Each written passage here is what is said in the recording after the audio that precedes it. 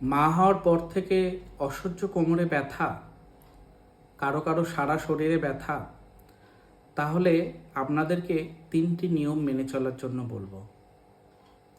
1 নম্বর নিয়ম, এক্সারসাইজ। যখনই সময় পাবেন, 5 মিনিট, 10 মিনিট, 15 মিনিট, যখনই সময় পাবেন একটু ফ্রি হ্যান্ড এক্সারসাইজ করবেন বা যোগব্যায়াম করবেন। অ্যাটলিস্ট স্কিপিং করতে পারেন।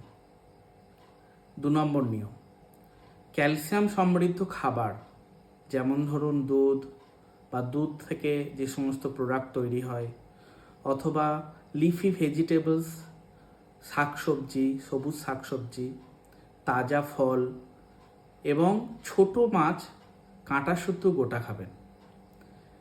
যদি এতেও ক্যালসিয়ামের অভাব কম হচ্ছে বলে মনে হয়, তাহলে আপনারা ডাক্তারের পরামর্শ অনুযায়ী ক্যালসিয়াম ট্যাবলেটও খেতে পারেন। আর 3 নম্বর, বিশেষ করে যারা ব্রেস্ট ফিডিং করাচ্ছেন, নবজাতককে স্তন্যদুগ্ধ পান করাচ্ছেন, তাদেরকে বলবো আপনারা যখন দুধ খাওয়াবেন তখন আপনাদের নিজেদের কমফোর্টেবল অনুযায়ী ঠিকঠাক পজিশানে বসে দুধ খাওয়াবেন। কমফোর্টেবল পজিশানে বসলে তাহলে কিন্তু ব্যাক পেন সহজে হবে না। নমস্কার।